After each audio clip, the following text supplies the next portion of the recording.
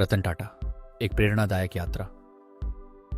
रतन टाटा यह नाम भारत के औद्योगिक इतिहास का वह हिस्सा है जिसने न केवल व्यापार जगत में बल्कि समाज सेवा में भी एक अमिट छाप छोड़ी। उनका जीवन संघर्ष, संकल्प और सफलता की मिसाल है। आइए जानते हैं उनके जीवन के हर पहलू को। प्रारंभिक जीवन और शिक्षा।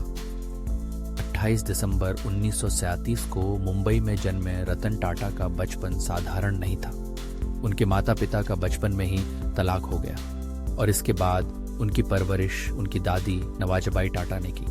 दादी ने रतन टाटा को अनुशासन और जीवन मूल्यों की शिक्षा दी। रतन टाटा की शुरुआती पढ़ाई मुंबई के कैंपियन स्कूल और शिमला के cathedral and John Connon school में हुई। पढ़ाई में रुचि और नवाचार के प्रति उनका झुकाव बचपन से ही स्पष्ट था। आगे की पढ़ाई के लिए उन्होंने अमेरिका का रुख किया और कॉर्नेल यूनिवर्सिटी से आर्किटेक्चर और स्ट्रक्चरल इंजीनियरिंग की डिग्री हासिल की। इसके बाद उन्होंने हार्वर्ड बिजनेस स्कूल से एडवांस्ड मैनेजमेंट प्रोग्राम पूरा किया। टाटा ग्रुप में पहला कदम शिक्षा पूरी करने के बाद रतन टाटा ने 1962 में टाटा ग्रुप ज्वाइन किया, लेकिन उनका काम कोई आसान नहीं था। उन्हें टाटा स्टील के शॉप फ्लोर पर काम करने के लिए भेजा गया, जहां उन्हें श्रमिकों के साथ कठिन परिस्थितियों में काम करना पड़ा। इस अनुभव ने न केवल उन्हें व्यवसाय की गहराइयों को समझने का मौका दिया, बल्कि यह भी सिखाया कि कर्मचारियों का महत्व क्या होता है। नेतृत्व की ओर कदम। 1991 में जे कोडार डी टाटा ने रतन टाटा को टाटा ग्रुप का चेयरमैन नियुक्त किया। उस समय यह समूह कई स्वायत्त कंपनियों का मिश्रण था। रतन टाटा ने इसे एकीकृत और वैश्विक पहचान दिलाने का सपना देखा।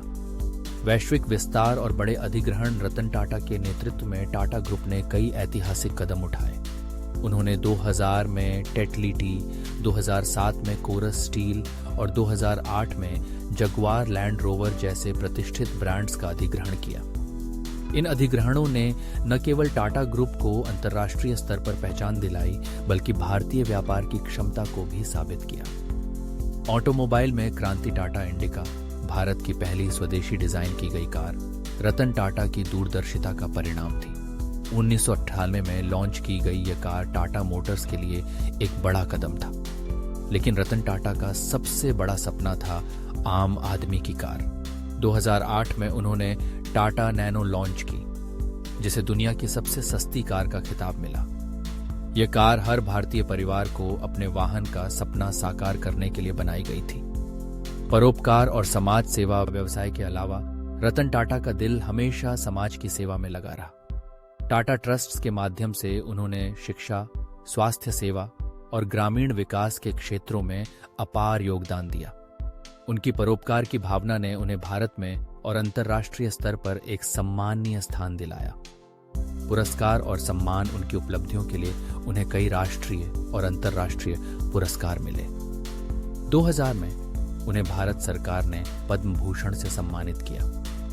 2008 में उन्हें पद्म विभूषण से नवाजा गया। सेवानिवृत्ति के बाद भी सक्रियता।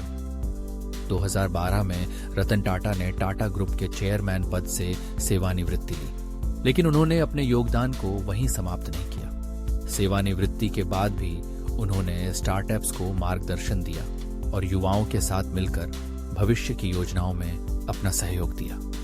व्यक्तिगत जीवन और दर्शन। रतन टाटा ने कभी शादी नहीं की। उनका कहना था कि उनके जीवन में कुछ परिस्थितियों ने ऐसा होने नहीं दिया, लेकिन उनके लिए हमेशा उनका परिवार, कंपनी और समाज सेवा प्राथमिकता रही।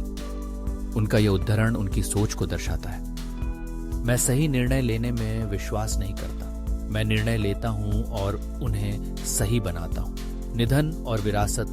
अक्टूबर 2024 को 86 वर्ष की आयु में रतन टाटा ने इस दुनिया को अलविदा कहा, लेकिन उनका जीवन हमें सिखाता है कि सच्ची सफलता केवल अपने लिए नहीं, बल्कि दूसरों की भलाई में है।